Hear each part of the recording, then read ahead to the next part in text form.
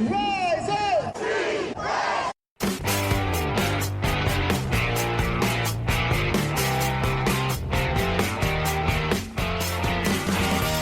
This is the Rise Up See Red podcast, all about the Arizona Cardinals and the NFL, featuring insider and outsider perspectives. Enjoy the best hour of Cardinals talk on the web.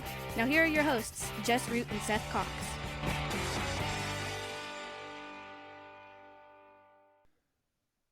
Hello, Arizona Cardinals fans, and welcome to the latest edition of the Rise Up See Red podcast. I'm your host, Jess Root from CardsWire.com, the USA Today NFL Wire site covering the Arizona Cardinals. And with me, as is pretty much always the case, especially during the season, is Seth Cox from RevengeOfTheBirds.com and one of the hosts of the original Draft Breakdown podcast. We are now officially in the regular season, and oof, what a stinker of an opener. I don't think that could have gone, honestly.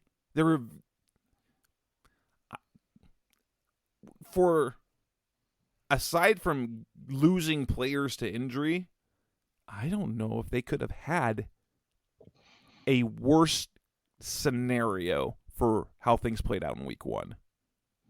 Yeah, and I mean, really that's it. Like, injuries. That was the only thing that could have possibly made the situation worse than it was. It was just it seemed like a team, and maybe we criticized Cliff and the staff for not, doing more in the preseason, but it seemed like a team that wasn't ready for the regular season versus a team that is in mid-season form getting ready to go on a Super Bowl run. I mean, that's literally what it kind of like looked like when you kind of run it back and look at it again. You're like, oh, one team was definitely way more ready than the other team. Yeah, totally. This is episode 372. We're going to talk about the Cardinals' 44-21 loss to, and believe it, and if, as you can say that, a 44-21 loss that didn't feel as close as it was. And it was a blowout. So we're going to talk about that in this show. What went wrong? What's our level of concern? Because obviously, that's a terrible way to start the season. Was there anything good? We'll discuss if there are any moves the Cardinals need to make moving forward. And then we'll go ahead and preview their Week 2 matchup that they have against the Las Vegas Raiders in Week 2 on the road this coming weekend. So, rewind a little bit. The Cardinals enter the game, and I don't know what it was, but it just seemed, with all the focus to try to get guys healthy to the regular season, we're all thwarted by calf injuries and this and that. They enter the week. Justin Pugh doesn't end up playing. Then their backup, Cody Ford, gets hurt. Rondell Moore gets hurt with a hamstring injury that's going to keep him out multiple weeks. I don't know how you have that happen, enter the week. Well, and it's interesting because, I even mentioned it, but like that's been the criticism, right? They weren't prepared. And the guys that ended up getting injured, they're all guys that you wanted to protect. And right. They protected them, and then they get hurt like right after the preseason is over. Zach Ertz, he got a calf strain that he aggravated like early in camp, and then he had a setback. J.J. Watt, he's healthy all of camp. He catches COVID, and then like on his first practice back, he hurts his calf. Colt McCoy goes on IR because of a calf injury. Rondell Moore, for whom the Cardinals seem to have a game plan built around, dinks his hamstring on Thursday, and so they've already got their game plan set. It was just, Kansas City was just so good. It was like the Cardinals had no answer for them defensively, and then offensively they didn't get started. They were going to have to play a nearly perfect game plan offensively, and they fell behind 14-0 in the first quarter, and that kind of did them in. So they got some life, and then they had a chance to make it a game, and it was the Cardinals their offense is a rhythm offense, so they need things to happen, they need things to be on schedule, and 3-and-outs really are bad for them. If they can get one first down, it feels like they can get into rhythm and then they get moving. But 3-and-out kind of destroys everything. That's how they started the game. They started the game with a 3-and-out after they gave up a touchdown. They gave up another touchdown. And then the Cardinals got into rhythm, but the defense just was completely overmatched. There was so much not to like. Now, granted, they were down cornerbacks because, they lost Antonio Hamilton to the burns. Trayvon Mullen, the guy they traded for, had a toe injury that he hadn't recovered from, so he wasn't ready to play. And then J.J. Watt gets hurt. And so you're left shorthanded in terms of cornerbacks. And then you didn't get stops early. They didn't get stops, and there were two major things. They didn't sack. They didn't get a sack of Patrick McCollum. They did hit him a few times. They didn't get any sacks. And they didn't get their hands on balls. I mean, Marco Wilson got his hands on the ball twice, and that was it. Yeah, and it was just one of those situations, like you said, where there was no rhythm. There was nothing to it. And every time they looked like they were getting ready to get back in it, they either had a little thing, whether it was let's go for that fourth down play, or when L'Jarius Sneed goes unblocked and takes down Kyler Murray like a nothing. There was the social media, the TikTok that went around talking about and was griping about Kyler and the study contract. He should have looked over there. He didn't even look. Cliff said there was a protection that should have picked up. He should have, if he gets that if that protection is picked up and Sneed is blocked, Hollywood's wide open down the field. On a 3rd down and 1 when they're in position. That wasn't at the end of the half, and they could have gone for the field goal, but philosophically, if we've known anything about Cliff Kingsbury in year 4, especially when he knows he's going against a team that you're going to need points on, he's going to go for it every time, and he was adamant about that after the game. He's like, no, we were going to go for it. You can't settle for field goals against a team like this. They had the play. There was a mistake. There was a mental error. And then on the other one, on the 3rd down, Greg Dortch, like Kyler's got Dortch down the field. He trips. He takes a shot at Hollywood down the field. It was a beautiful throw. Hollywood looks over the wrong shoulder, so he doesn't adjust quick enough. It was just little things that compounded because the defense wasn't. The Cardinals need their offense to be great this year, at least how things are currently constructed. They need the offense to be great so that the defense doesn't have to be. And especially, again, against the Chiefs, where the defense was going to barely be able to do anything, that offense needed to be great. And the offense was unable to be great, mainly because you had Sean Harlow starting at left guard, and Zach Ertz was being limited in his playing time because he's come back with a calf injury, and the guy that Rondale Moore, it would appear that the game plan was built around him, and instead you had Greg Dortch, who's been productive, but he's not the player that Rondale Moore is.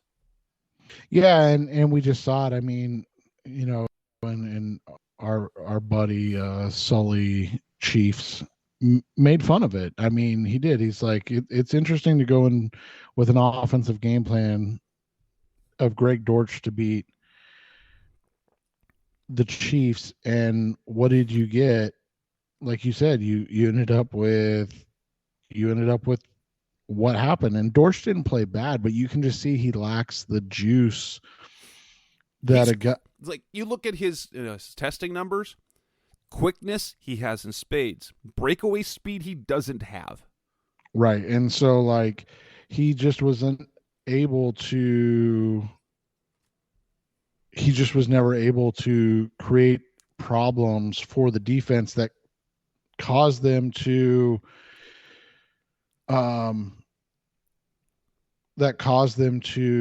shift from their cover two, which would have opened things up for Marquise Brown. And so the way it works is in a cover two, the only places you really get shots then are underneath, and then you got to get them in what they call the the cover two holes, and that's about 15 to 17 yards down the sideline. And if you look back, that's where AJ Green and Marquise Brown were being targeted and had their their lone catches. And so that was the problem, is you needed somebody that could break that cover two. Zach Ertz clearly wasn't going to do it in that game, just from his limited physical ability. Cliff addressed the Trey McBride not being active thing.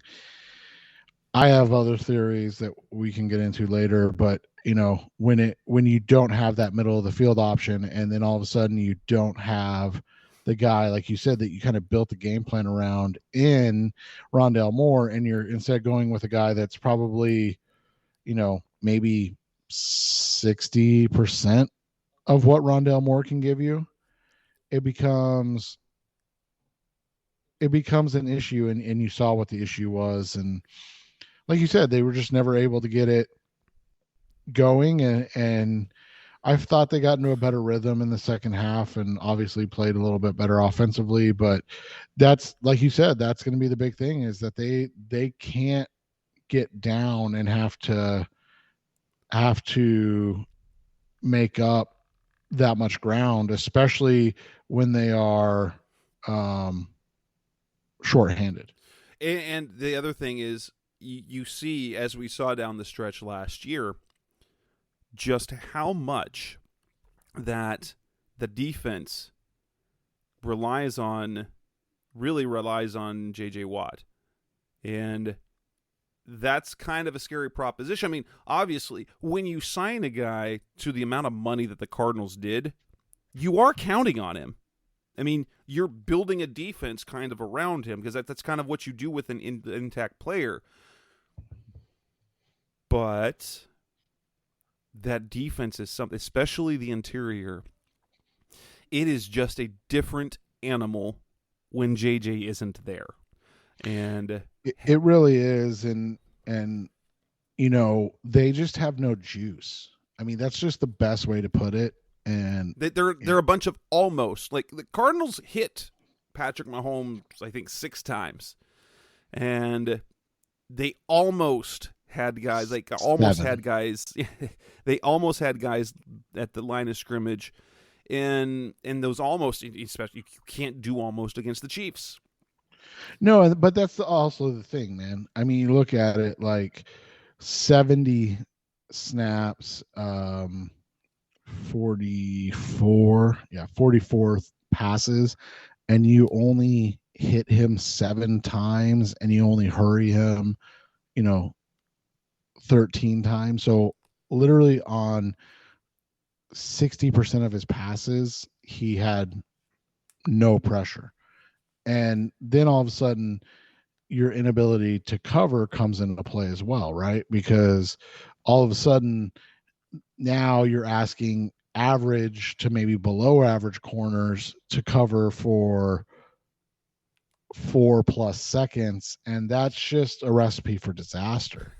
I mean, that's the thing, is Patrick Mahomes doesn't need that much time to beat you, but when he has that much time, he's going to play like he did on Sunday. I mean, there's one thing that's gone out, on social media. Analysts have talked about this. The Cardinals made a concerted effort to blitz. They blitzed Mahomes on 54% of his dropbacks, and he completely toasted them. And philosophically, if you look at the personnel that they had, I can see why Vance Joseph said, I ain't got a choice, because if we don't, he's going to pick us apart. But if we do, maybe we get home on him. Do you think that was kind of the case that going into it that because there are analysts saying that if there's one thing like that, the Chiefs offense invites the blitz, and it's kind of built that way, and the way to beat Mahomes is to not blitz him. Did you feel that, would you say that probably Vance felt like the only way his defense was going to succeed was by creating or trying to fabricate and generate pressure with blitzes? Well, especially when you're talking about that Marcus Golden and Dennis Gardeck were only in for, 16 and 14 pass rushing attempts respectively. And they're your two best pass rushers coming into the season. Isaiah Simmons had 6 pass rushes. He did a nice job, again, getting some pressure on those. Zach Allen wasn't bad, but for the most part, like the guys that you're expecting to carry your pass rush in Gardeck and Golden didn't. I mean, again, 44 attempts. Golden had 16 pass rushes. Gardeck had 14. Like, it was almost like they were seeing what the other guys could bring, knowing that it was going to be a tall task this week. So, you look at it overall, it was a bad game. I mean, there's no other way around it, but I think it's also a game that they I don't want to say purposely let happen like that, but to the point where they were using it to find out, test some things, before they move forward, what they hope is with good health. Yeah, totally. So coming up next on the Rise Up See Red podcast, the best hour of Cardinals talk on the web. Let's come back and talk about our level of concern with this team after 1 week. It is naturally a week of overreactions, but how concerned are we? That's coming next on Rise Up See Red. We're back on the Rise Up See Red podcast, the best hour of Cardinals talk on the web. Level of concern. It feels like, and it's very easy to do. It is what you do on social media and on the radio and on the internet, is you go to that bad place very quickly. At the same time, a team that faded down the stretch, it's facing adversity and needs to, especially knowing how they finished seasons typically, need them get a good start. This feels disastrous and makes you want to feel like, oh, this team is going to be bad. But if we take a step back, what is your actual level of concern for this team moving forward? I mean, I think the only concern is if they can get healthy. If they're not healthy, we see that they're not a good team. But if they are healthy, we don't really know what they are. We had last year to know that they're not a bad team by any stretch of the imagination. So that's where I'm at right now, is like when Justin Pugh is back, when Zach Ertz can go more than 35 snaps, when Rondell Moore is out there, or they have a week to game plan without Rondell Moore, all of those things is, and then of course, like you said, the Watt situation, all of those things matter more. And so I can't be overly concerned until I see those guys, or the vice versa. We know that those guys won't be able to get back, if that makes sense. Right. Like obviously, if it's a week-to-week thing for 7 weeks and then they're 2-5 or 1-6, that's one thing. But like if they're healthy, that's what I'm that's when I'll judge it. If they're unable to be healthy, then like I said, we know that they're clearly just not a very good team. Right. And especially going against, so we have to remember the context. When Andy Reid and Patrick Mahomes, now they are incredible with time. Whether it's coming off of a bye or starting the season, they are nearly unstoppable. It's a Chiefs team that's expected to compete for a Super Bowl. Isn't Andy Reid in Kansas City undefeated in opening days? I don't know Mahomes is. I don't. So Mahomes is now 5-0. I don't know if that extends to Reid or not. I have to do a little. Okay, so they're 8-1. Oh my gosh. So that's what I'm saying. And you probably can pull up that same sort of stat because Andy Reid is also amazing after bye weeks. When you give him extra time to prepare, they're really good. Right. And so that's the thing you look at. So, yeah, their one loss was with Andy Reid as the coach was in 2014. And again, we're not making excuses. We're just talking about a reality of the situation. A Chiefs team that was 11-5, right? They won week 1. A Chiefs team that was 11-5 again in 2015. They won week 1. Then they lost literally the next 5 games. So like it doesn't matter. I don't want to say it doesn't matter, but like it literally is one of those situations where you look at it and you go, okay, this is one of, like Jess said, the best game 1 teams or game 1 coaches in NFL history. 2, this is the team, like for me, that I picked to win the Super Bowl this year. Right. Like the Chiefs are so good. So like I look at it and I go, yeah, they lost. It sucks. It really sucks. They've been to 4 consecutive AFC championship games. They went to 2 Super Bowls. They're just a great team.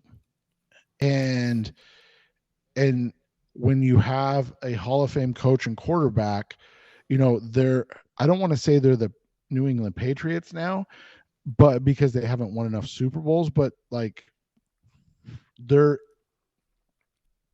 close to that. They've been to the playoffs, what is it, 7 straight years? Well, that's what I said. With Mahomes as the starter, they've literally gone to the AFC Championship game every single year. Every year. So like, and they were a playoff contender consistently with Alex Smith as a quarterback. Right. And so like, yes, it is a bad loss. Like, let's not sugarcoat it. Let's not, anything else. But, you look at last year, the Cardinals New Orleans beat down the Titans. Yeah, in week 1. The New Orleans Saints blew the doors off of the Packers and Aaron Rodgers, and everyone was worried that Rodgers was tanking the season, or that his mind wasn't in the game. And both those teams ended up being the number 1 seed. Aaron Rodgers, another MVP season. I mean, went 1 week and it's hard. It's hard to, like, you want to do it, but also week 1 is the 1 week you really don't know anything about any team because of the time to prepare. From a betting perspective, the work that I do on Sportsbook Wired, I do handicapping games. That's something I actually heavily look at, especially in week 1, is home teams.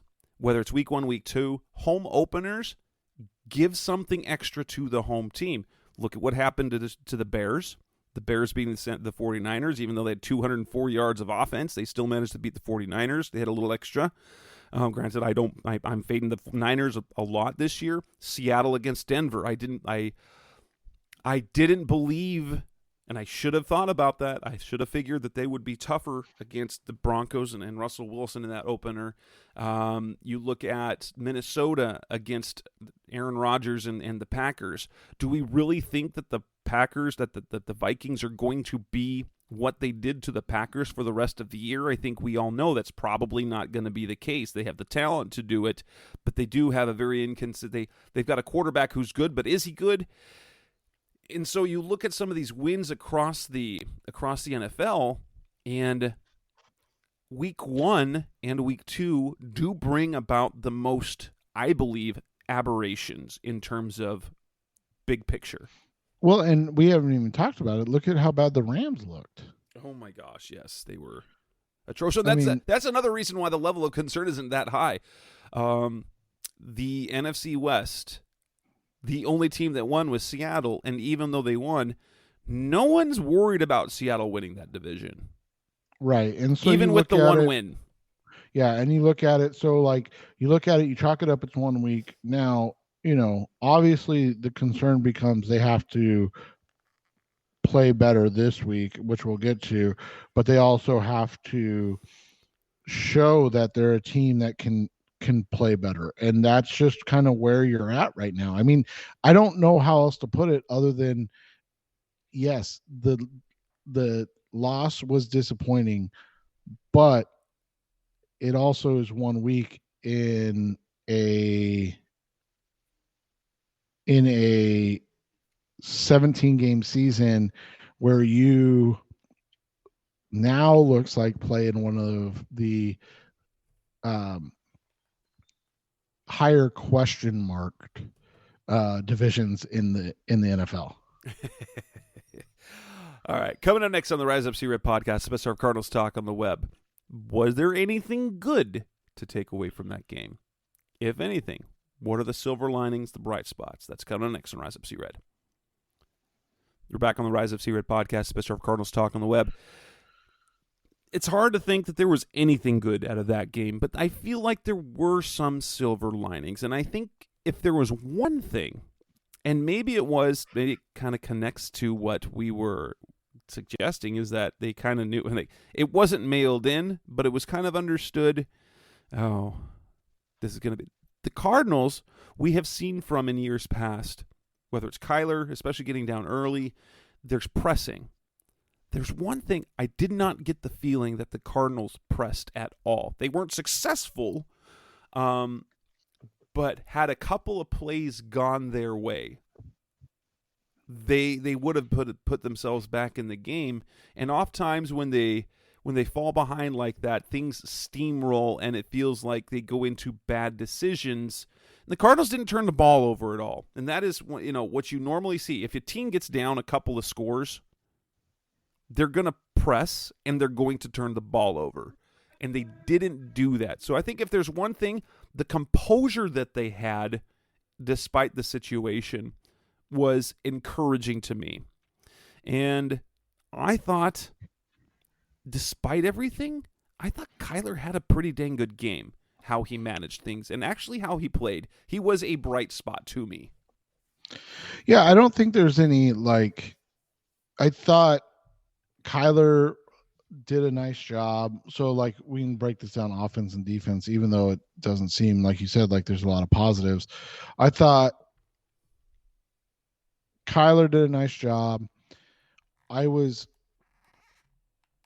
pleasantly surprised with Kelvin, DJ, and Will in the pass blocking sets. Sean Harlow is a really nice guy. He works really hard. He's just proven he's not an NFL caliber player. I don't know how else to put it, but he was basically awful is the best way to put it in this game. He in terms of the raw numbers and 35 pass rushing snaps, he allowed 5 pressures. I couldn't find it. My son, he pointed out, I don't know if this is true, but he said he saw something where he got a pass a PFF pass blocking grade of 0. Yeah, which is interesting. I mean, because when you're out there for that many pass blocking attempts and you don't do any of them well, that's a concern. And in fairness, I will say this. Guess what? Harlow was not supposed to play. That was That was a bad. I think he got 1 day of practice at left guard when he's literally only been doing center. Right. And so it's just one of those situations that you look at when you, like I said, you just have to understand that this was a bad game, a bad performance by a lot of people, but at the end of the day, there were some positives. The pass blocking wasn't awful.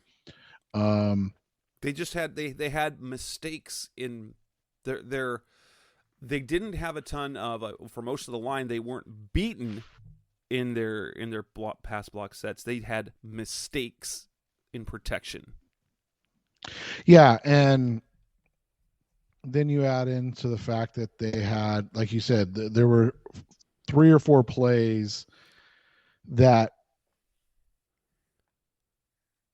didn't fit into or didn't come to fruition, but it wasn't because of like anything crazy. Like you said, Greg Dortch fell down.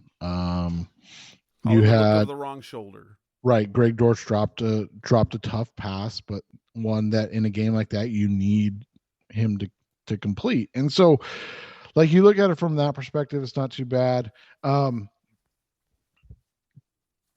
thought you got a nice game out of Greg Dortch. I thought Marquise Brown played well. Well, that's the thing with Dortch. So think about this: if you imagine with Rondell coming back at one point, even before Hop gets back, and your 10 personnel has Rondell, it has Marquise, it has Hollywood and AJ on the outside, and Dortch and Rondell inside. That's fun.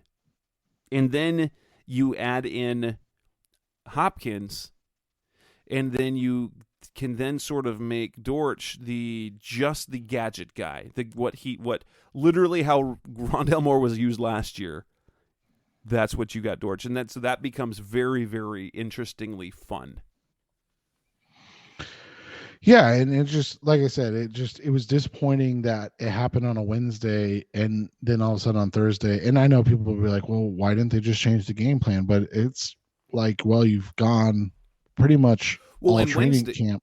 And for those of you who know how practice runs, Wednesday is their padded day usually. And that's why like the veterans aren't doing that, because it's their physical one. And so that's when they are doing all the hardest install for what they're doing. Yeah, and so, I just, like I said, I'm not going to die about this game. I'm not going to feel like this is the end of the world. I feel like, there are some things that they can do better, and kind of move on from that. And then on the defense side of the ball, I just wanted to point out, I thought Rashard Lawrence played well. I thought Dennis Gardeck in his limited snaps played well. I thought Zayvon Collins played really, really well against the run. For the concerns that we had about Marco was pretty solid as well. Yeah, Marco and Byron, I thought both did okay. It wasn't great. I think, I mean, if you have concerns, the 2 biggest concerns in this game were that 2 guys that you're really, really counting on defensively played poorly, and that was Isaiah Simmons and Jalen Thompson. And it's one game against maybe the best or second best offense in the NFL. Like, so with one of the, like, when you've got and both their running back and their tight end, Travis Kelce especially, he might be the best tight end in all football. Right. He's an incredibly difficult matchup. And then you've got a running back who can also do stuff in the passing game with Clyde Edwards-Helaire. Right. And they just did a nice job in the game. And, we talked to Chiefs guys, and they basically said that they felt like this offense was going to be able to be better because they would actually be more multiple and versatile without Tyreek Hill, which seems absurd, right? I mean, but this is literally what they talked about. They talked about that the loss of Tyreek Hill and the additions they made at wide receiver, Juju and Marquez Valdez-Scantling. So allow them to do different things while still having maybe some big playabilities. But think about it, like they didn't really have any huge plays. Nope. They just kept moving the sticks. Right. I mean, you talked about it off the air. It's literally death by 1,000 cuts, and that's what they did. Yeah, and that's going to be in. Those are as we've seen over the years, like a Sean Payton type offense. That's what they do.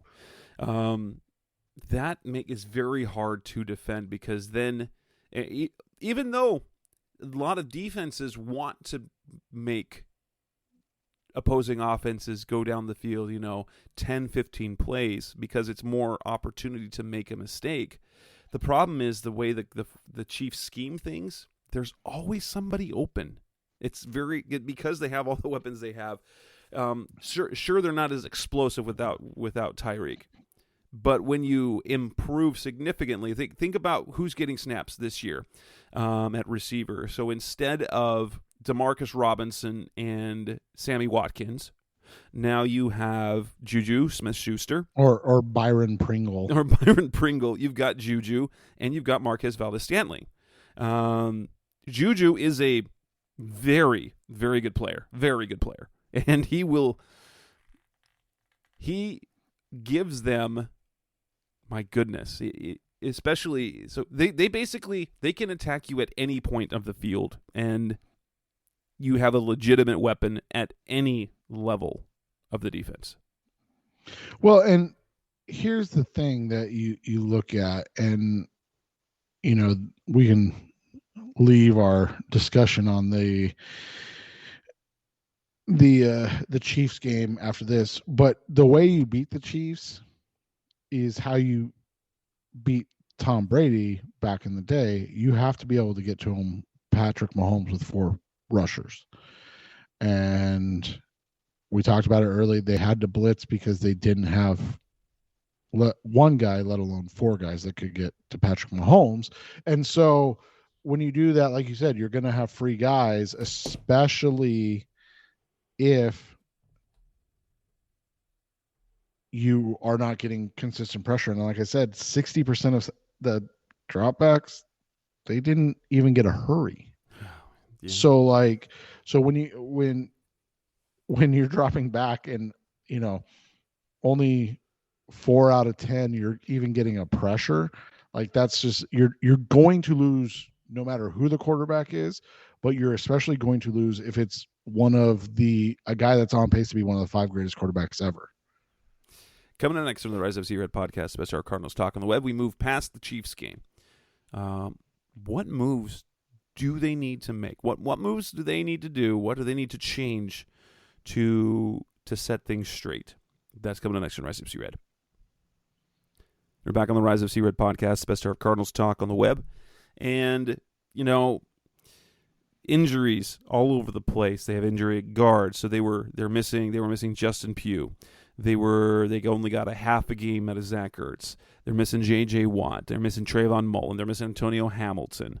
That's a lot of guys to be. Obviously, Rondell Moore now. They were already down DeAndre Hopkins. That was they knew entering the season. Does it become a need requirement to make any changes to what they've got? They obviously made the trade for Trayvon Mullen. They made the trade for Cody Ford. Both guys are injured. Perfect.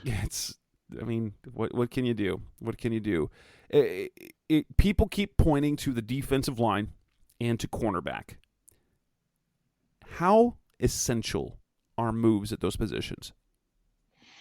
I mean, they got to get healthy and then kind of see what they have. And if they're not healthy, then they got to do something. I guess that's the only way to look at it, right? Like we talked about the Watt situation. Like you said, Mullen, they made a trade to go get Mullen. He's dealing with a toe issue, which makes it difficult to judge if they need a corner, but we know that they need a corner. It's just, do they have one on, or one of the two that are, and I know neither of them are on IR, but that are basically on IR right now, like, like that, like, how do you decide? So, from that perspective, we'll have to see. I still think that they need to add somebody along the defensive line, I mean, but who do you add? I mean, that's my big thing. Ndamukong Suh. Yeah, I mean, that's but it's been made very clear by reporters here locally. The Cardinals don't have interest in him. I don't know why you wouldn't have interest in him. He's good. He knows Vance Joseph. He's going to be impactful. Can you imagine like a defensive base of Zach Allen and Ndamukong Suh and Zach Allen? I mean, and J.J. Watt. Yeah, that's incredible. Now I don't know if his just asking price is too high, but and now the thing is that now that's not week one, you don't have to commit an entire year to him if things don't work out. That's kind of the plus side. So but they keep bringing in other guys. Robert Alford is a name that keeps coming up. Joe Hayden. It sounds like, according to Steve Keim, that Robert Alford seems to be not focused on football. His social media seems to suggest otherwise. But the Cardinals haven't had Alford in the building since March. So clearly either they aren't very interested or he's not very interested. Yeah, and that's the only way you can look at it. I mean, there's nothing else you can do about it. And so if they're not interested in Suh or Alford, then like we need to stop just like harping on it. And at that point, like I said, like I don't know who's out there that you go sign. I would agree. Like if you can go get Suh, go do it.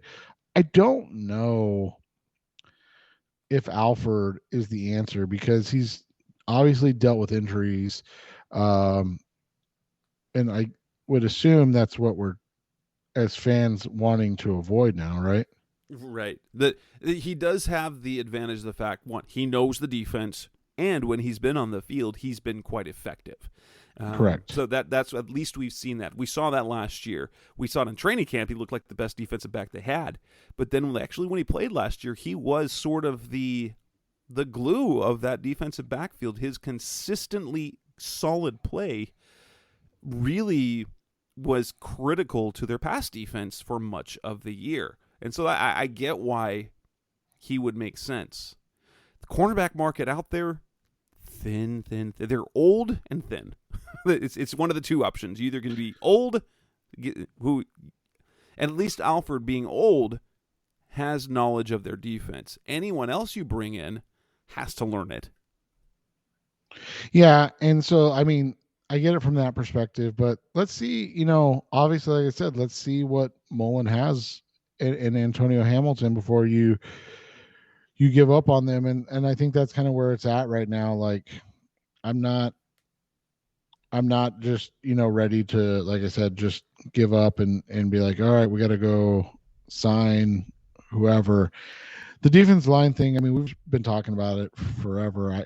I would assume that they would have made a move by now if they were going to make a move, but maybe with how game one worked or looked, that reopens the topic. I mean, I don't know what else to say about it because, like you said, like they've been able to do it if they wanted to for a while. They just have chosen not to. Right. So, I don't get that at all. All right. Well, coming up next on the Rise Up See Red podcast, the best of Cardinals talk on the web, we will end by talking about the Cardinals Week 2 matchup as they will hit the road to take on the Las Vegas Raiders, the Chandler Jones Revenge Tour, the Trayvon Mullen Revenge Tour now. That's coming up next on Rise Up See Red. We're back on the Rise Up See Red podcast, the best of Cardinals talk on the web. The Cardinals are heading to Las Vegas to take on a Raiders team that lost their season opener to the LA Chargers 24-19. If you look at kind of some of the you look at how things played out in that game. Derek Carr threw 3 interceptions. Devontae Adams was a beast to cover. They were very similar. So the Chargers outgained them 355 to 320. They both teams had 18 first downs. Vegas was 5-11 on third down. Chargers 6 of 14, so it wasn't a massive difference. It came down to the Raiders turning the ball over 3 times and the Chargers not turning the ball over at all. And even as such, the Raiders made a game of it. They were down 14 and made it with a 5-point game by the end of the game. They kept it interesting in there. You look at the pressure numbers. Derek Carr was sacked 6 times. Justin Herbert wasn't sacked at all. Yeah, and that's, I mean, people are going to harp on the Chandler Jones thing, and you're not wrong, because as we talked about, they don't have anything waiting in the wings. But it's not like he came out and balled out. He had to hit. So the Raiders total had 3 hits. That's right. It. So they had a worse pass rush in their game statistically than the Cardinals did. It'll be interesting because when you look at how their corners played, the best corner they had in the game was their slot cornerback, Nate Hobbs. He had a good game. Their other corners in Rock Ya-Sin and who else plays corner for this team? Is that Holy Diablo? cow. No, he plays safety. No, he's playing like a linebacker position. It's Nate Hobbs. Oh, Anthony Everett. That's the other one. They didn't have good games, obviously, with Devontae Adams basically with the Chargers basically getting whatever they wanted. It'll be interesting because and remember, the Chargers lost Keenan Allen about halfway through that game, wasn't it? It's true. And he's still their top guy. It'll be really interesting to see just how this plays out because, you've got a Las Vegas team that definitely made some moves, but I'm not sure if they're good or not. Like, they have really good players. Obviously, Devontae Adams is phenomenal. They do have. I mean, their trio of pass catchers of Adams and Hunter Renfrow and Darren Waller are very difficult, and it's gonna. I mean, their offense is obviously going to cause problem for the Cardinals if you cannot get pressure. I don't think there's any other way around that. That being said, the guys, on their offensive line, weren't great. Colton Miller, who's supposed to be their franchise tackle, didn't look great. They kind of had a hodgepodge of guys in the game.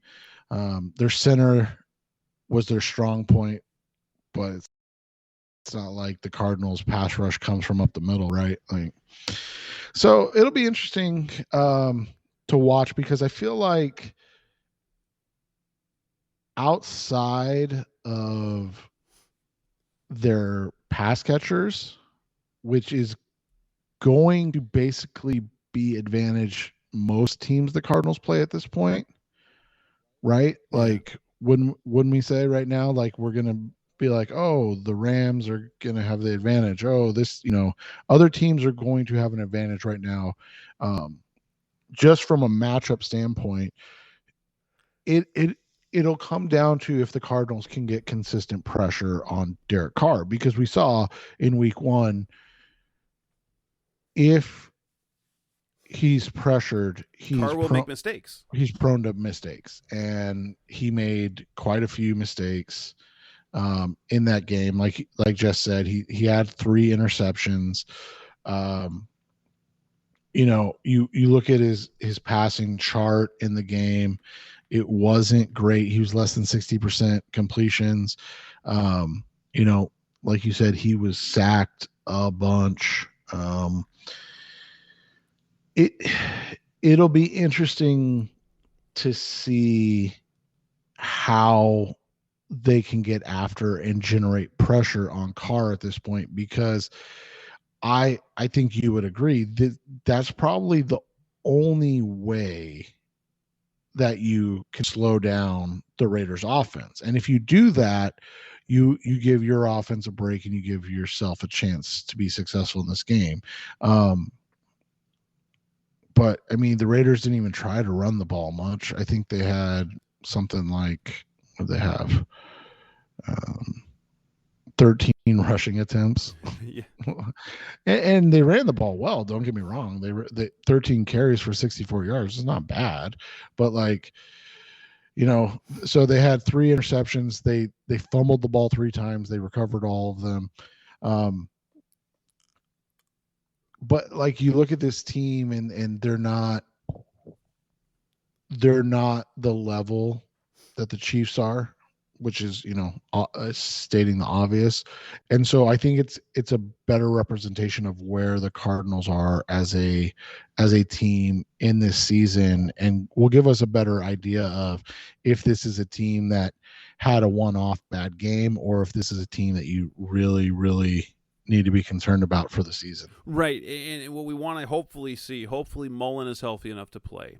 Hopefully Ertz is back to a full load. Hopefully Marcus Golden is back to a full load, and that J.J. Watt can play. You get those 4 players playing or playing a full load, you feel much better about your chances. And if you look at the defensive metrics for the Raiders last game, there's nothing absolutely to write home about, because they didn't force any turnovers. They didn't get pressure. They only got their hand on 1 pass the entire game. So they had the only 1 pass breakup. And yes, they held the Chargers to 43% on 3rd down. You look at across the board, you think that the Cardinals,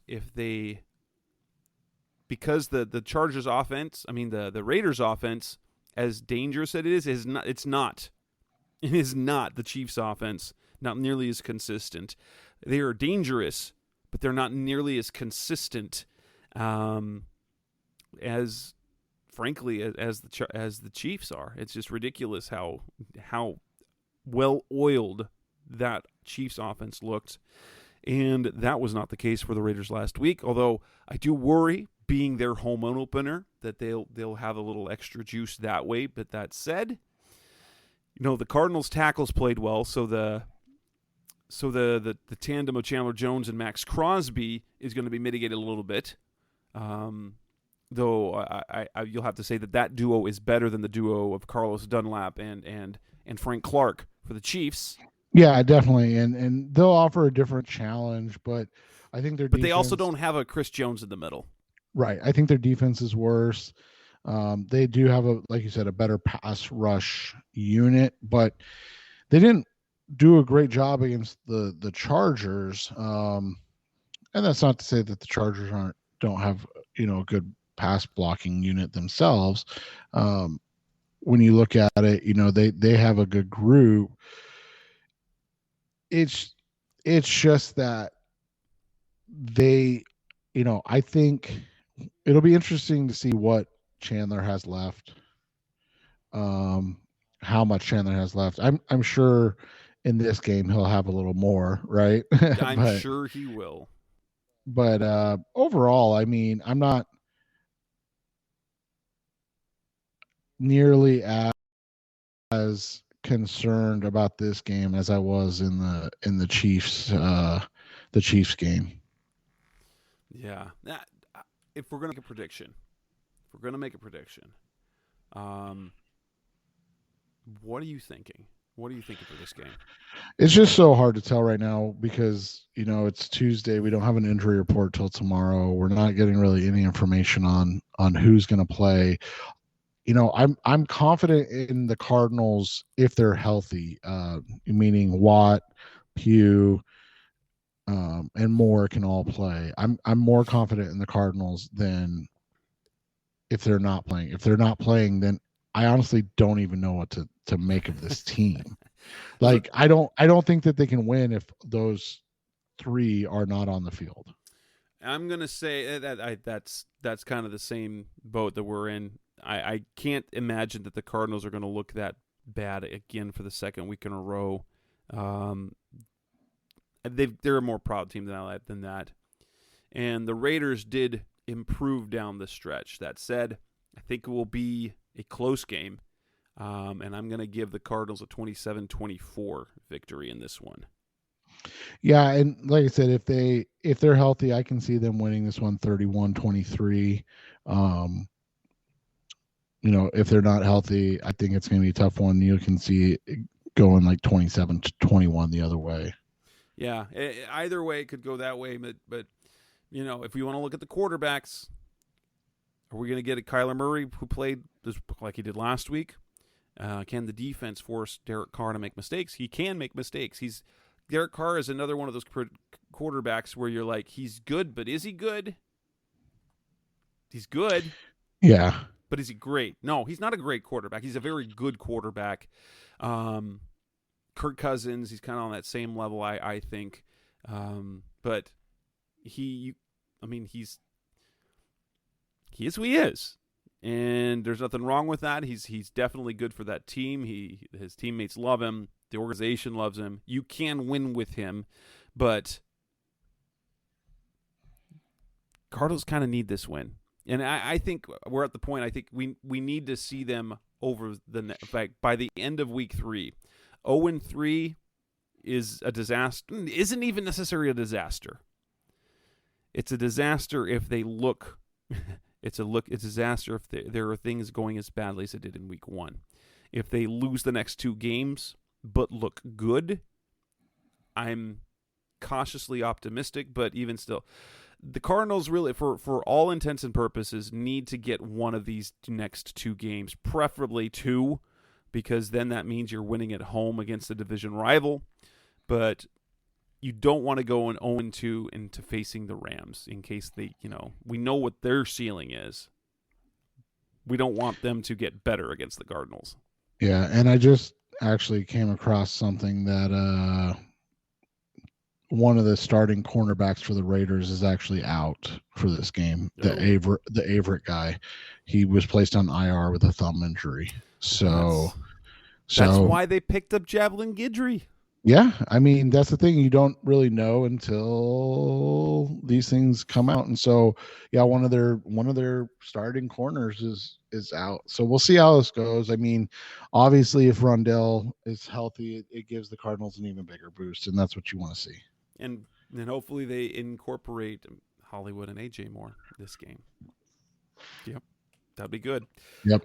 All right, and that'll wrap up this edition of the Rise of C-Red podcast about our Cardinals talk on the web. This has been episode 372. As of course, we will be back again next week as we are in regular season form now, talking weekly, talking about the game that happened. Hopefully, we're talking about a Cardinals team that has bounced back and picked up their first win of the year, going 1-1 as they face the Las Vegas Raiders. Hopefully, DJ Humphries and Kelvin Beachum put Chandler Jones in his place, and Kyler has a big game and all that sort of stuff, and then we can then move ahead and not worry about this team being a disaster, because I don't think this team is a disaster team, but we'll have to see.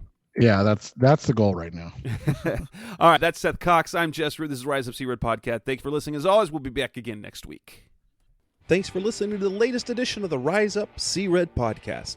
Listen to previous episodes and subscribe to the show on Apple Podcasts, Stitcher Radio, Audioboom, or many other podcast platforms so shows are delivered directly to your mobile device. Please give the show a 5-star rating and always support the sponsors who support the show. We'll be back soon for the best hour of Cardinals talk on the web. Rise up, Red Sea, be Red, see Red, and of course, rise up, see Red.